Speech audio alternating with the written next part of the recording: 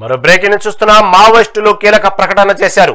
జనవరి 1వ తేదీన లొంగిపోతామని ప్రకటించారు. ఆయుధాలను విడిచిపెడతామని లేఖ విడుదల చేశారు. తాజాగా మావోయిస్టు అనంత్ టీం పోలీసుల ఎదుట లొంగిపోయింది. Maharashtra, Madhya Pradesh, Chhattisgarh special zonal committee అధికారిక ప్రతినిధి అనంత్ అలియాస్ వికాస్ పోలీసుల ఎదుట లొంగిపోయారు. 10 మంది మావోయిస్టులతో కలిసి ఆయన మహారాష్ట్రలోని గోండియా జిల్లా దారెక్ష పోలీస్ స్టేషన్లో పోలీసుల ఎదుట లొంగిపోయారు. 5 రాష్ట్రాల్లో ఆయనపై కోటి రివార్డు ఉంది.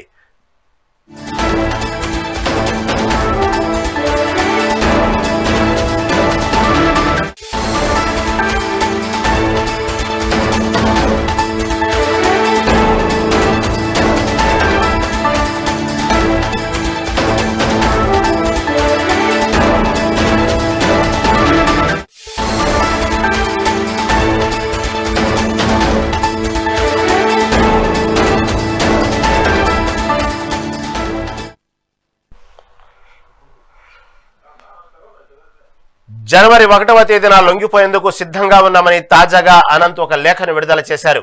ఆ లేఖ విడుదల చేసిన 24 గంటలు తిరగక ముందే ఆయన పోలీసులకు లొంగిపోయారు. ఏఎంసీ జోన్ ప్రతినిధి అనంత్ లేఖ విడుదల చేసిన తర్వాత వరుసగా ఆడియో సందేశాలను విడుదల చేశారు. అందులో మారుతున్న పరిస్థితులను పరిశీలించి పార్టీ తాత్కాలికంగా సాయుధ పోరాటాన్ని నిలిపివేసినట్లు చెప్పారు. ప్రధాన స్రవంతిలోకి వచ్చి ప్రజల్లో పనిచేయాలని నిర్ణయం తీసుకున్నట్లు తెలిపారు.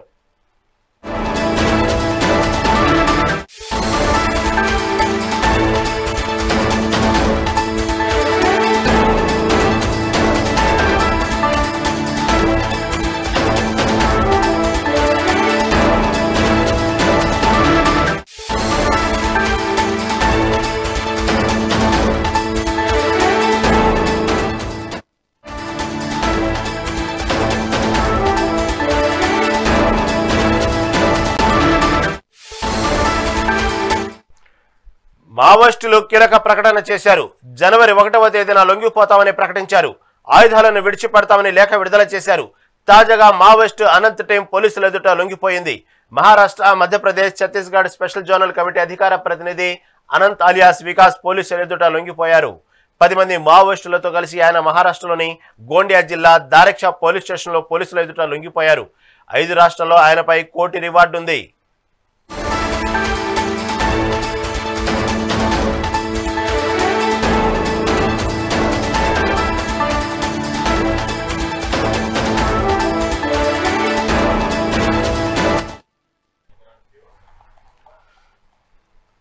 మావోయిస్టులు కీలక ప్రకటన చేశారు.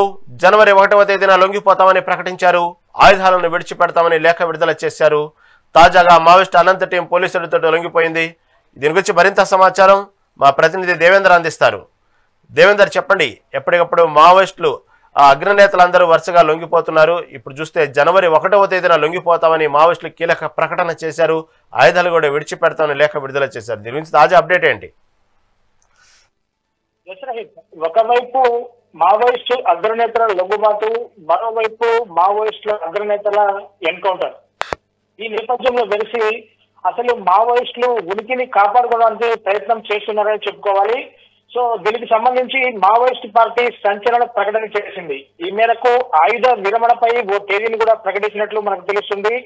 జనవరి 1 నుంచి కూడా ఆయుధాలు విడిచిపెట్టి సామూహికంగా లొంగిపోతామని కూడా మావోయిస్టులు ఒక లేఖలో తెలిపినటువంటి పరిస్థితి మనకు కనబడతా ఉంది. జనవరి 1వ తేదీన సాయుధ కాల్పుల విరమణ చేస్తున్నట్లు కూడా స్పష్టం చేసింది. ఒక్కొక్కరిగా బదులు అందరం ఒకేసారి కలిసి లొంగిపోతామని వెల్లడించడం ఇప్పుడు సంచలనంగా మారిందని చెప్పుకోవాలి. ఎంఎంసీ జోన్ ప్రతినిధి అనంత్ పేరుతో ఈ మేరకు ఒక లేఖను మావోయిస్టులు విడుదల చేశారు. మావోయిస్టు అగ్రనేతలు మల్లోజుల ఆసన్న లొంగుబాటు, అలాగే హిడ్మా ఎన్కౌంటర్ తో పార్టీ పూర్తిగా బలహీనపడిందని చెప్పేసి కూడా వారు ఈ లేఖలో పేర్కొన్న పరిస్థితి కనబడుతోంది. మిగతా వారు లొంగిపోవాలన్న కేంద్రం విజ్ఞప్తితో ఈ నిర్ణయం తీసుకున్నట్లు మావోయిస్టులు వివరించిన పరిస్థితి కనబడతా ఉంది. సాయుధ కాల్పుల విరమణ చేపట్టి జనజీవన స్రవంతిలో కలిసేందుకు తమకు కొంత సమయం కావాలని ఇటీవలే మావోయిస్టులు 3 రాష్ట్రాల సీఎంలు కూడా కోరిన పరిస్థితి మనం చూసుకోవచ్చు. అయితే దీనికి సంబంధించి పరస్పర సమన్వయం, కమ్యూనికేషన్ కోసం కూడా నక్సల్స్ ప్రతినిధి ఒక ఓపెన్ ఫ్రీక్వెన్సీ నెంబర్ ను కూడా విడుదల చేశారు. తమకు ఎక్కువ ప్రాధాన్యం ఇచ్చే ప్రభుత్వం ఎదుట ఆయుధ విరమణ చేస్తామని కూడా మావోయిస్టులు ఈ లేఖలో స్పష్టం చేసినటువంటి విషయాల్ని మనం తెలుసుకోవచ్చు.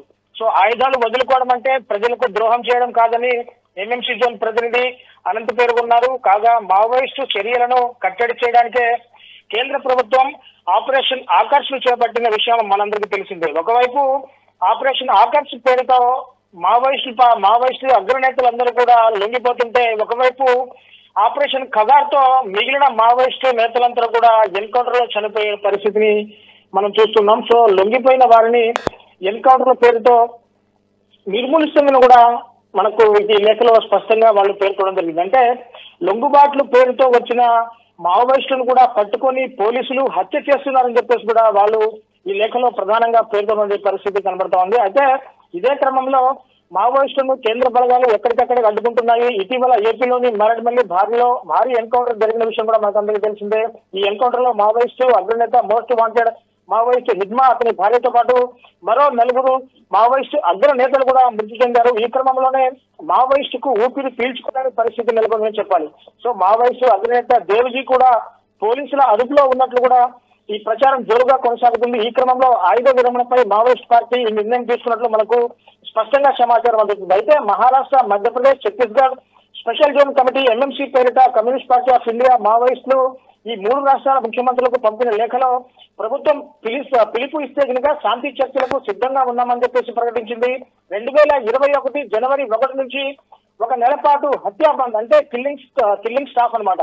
అంటే హత్యా బంద్ ని కూడా పోరాట విరామం అమలు చేయాలని కూడా మావోయిస్టులు నిర్ణయించిన పరిస్థితి కనబడుతోంది. ఈ విరామ సమయంలో ఆ ప్రభుత్వం కనుక చర్చల కోసం ముందుకొస్తే కనుక మేము ఖచ్చితంగా మాట్లాడడానికి, ప్రభుత్వ పెద్దలతో మాట్లాడడానికి మేము సిద్ధంగా ఉన్నామంటూ కూడా వాళ్ళు చెప్పినటువంటి పరిస్థితి కనబడుతుంది. సో స్పష్టంగా ఈ లేఖలో ప్రధాన అంశాలు కనుక మనం ఒకసారి పరిశీలిస్తే, మహారాష్ట్ర, ఛత్తీస్గఢ్, మధ్యప్రదేశ్ ముఖ్యమంత్రులు చర్చల కోసం ముందుకు రావాలని అని చెప్పేసి కూడా మావోయిస్టులు కోరుతున్న పరిస్థితి కనబడుతోంది. దీంతో అడవి ప్రాంతాల్లో ఉన్న సమస్యలు పరిష్కార దిశగా పయనిస్తాయని మావోయిస్టులు పేర్కొంటున్నారు. తాము ఇంతకుముందు 2022లో కూడా పోరాట విరామం ప్రకటించినప్పటికీ అప్పటి ప్రభుత్వాలు స్పందించలేదని ఎంఎంసీ లేఖలో పేర్కొంది. ఈ తప్పిదాన్ని ఈసారి పునరావృతం కాకుండా ప్రభుత్వాలు నిజమైన చర్చలకు రావాలని వాళ్ళు కోరుతున్నారు. ఆదివాసీల భూముల హక్కుల పోరాటాలపై, అలాగే పోలీసుల దాడులు, అభివృద్ధి లోపం వంటి సమస్యలపై కూడా ప్రభుత్వాలతో ఓపెన్ డిబేట్లు పెట్టి చర్చలు జరపాలని చెప్పి కూడా ఎంఎంసీ కేంద్ర కమిటీ డిమాండ్ చేస్తున్న పరిస్థితి కనబడుతోంది.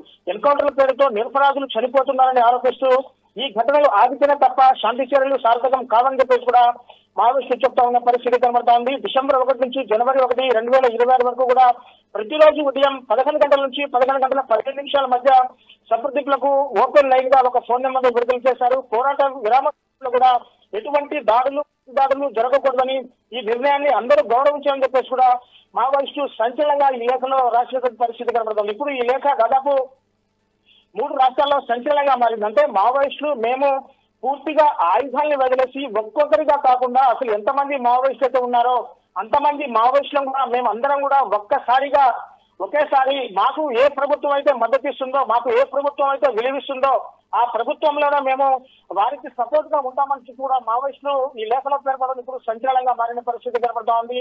ఇటు కొంతమంది మావోయిస్టులు లొంగిపోతున్నారు, మరో కొంతమంది మావోయిస్టులను ఎన్కౌంటర్ పేరుతో ఇటు భద్రతా బలగాలు కూడా అంతమందిస్తున్న పరిస్థితి. సో ఆపరేషన్ ఖగార్ 2026 మార్చి 31 నాటికి మావోయిస్టు రహిత సమాజాన్ని నిర్మించాలన్న బీజేపీ ప్రభుత్వ లక్ష్యం కూడా దీంతో సార్థకత అవుతుందని చెప్పుకోవాలి.